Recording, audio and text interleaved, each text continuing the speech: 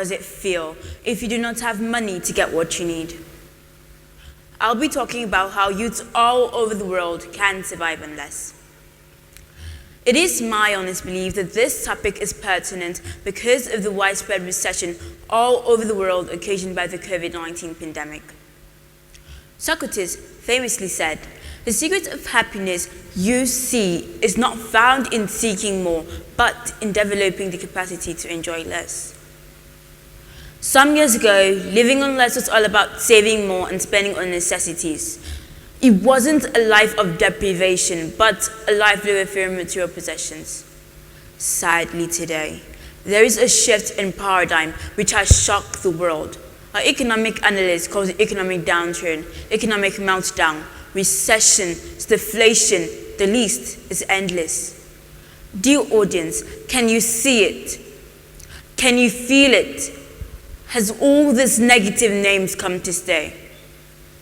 When I was brainstorming on this topic, I thought to myself, you shouldn't be living on less anymore because that to me carries the connotation of voluntary living on less. Rather, you should be surviving on less because now the living is involuntary. Most parents or adults have small money to spend, let alone saving or buying material possessions. Interestingly, experts agree that we can still live a happy life even though we're being plunged into these economic nightmares. We can still survive. Now, the big question is, why should the issue of surviving on less bother me as a youth?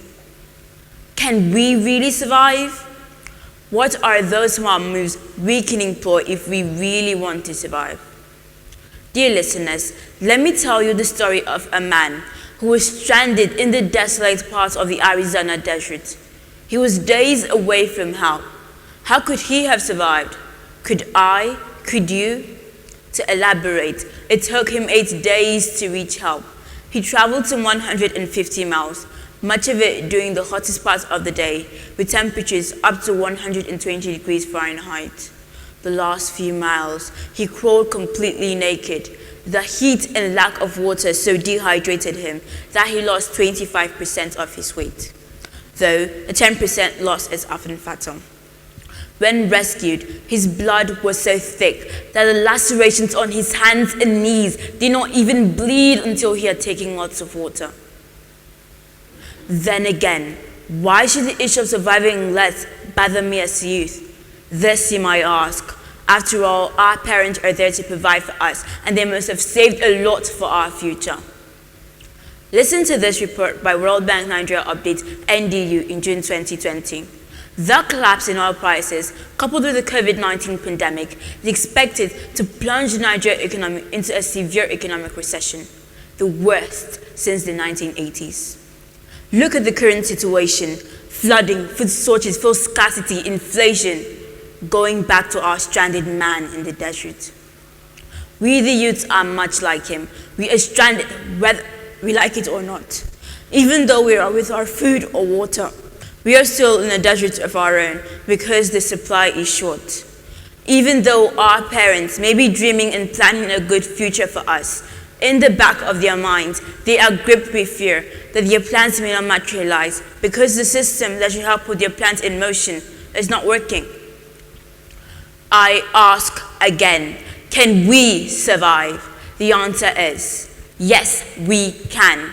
But how? According to Archer Nugaruna, contentment is the greatest form of wealth. So first and foremost, we need to develop the survival instinct.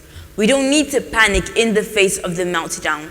Granted, with practical wisdom, we can scale through. Secondly, we need to start a side hustle. Our side hustle could be something as simple as things our parents pay money to do. For me, instead of going to the salon to wash my hair, I try getting shampoo and doing it myself. Learn how to patch my clothes when it loosens. Thirdly, we can replace costly tastes with inexpensive ones. If you would like a cupcake, you could tell your mom to get the ingredients for you and bake your cake, possibly having the remaining ones sold to families and friends.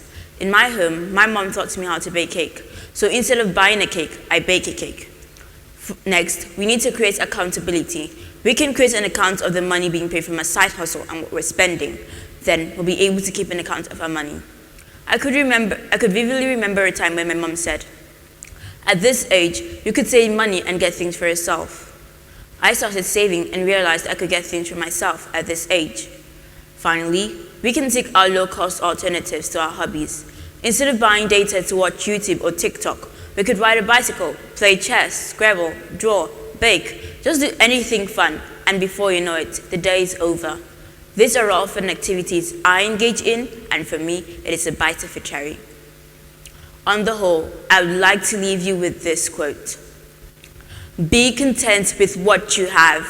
Rejoice in the way things are. When you realize there is nothing lacking, the whole world belongs to you. Thank you.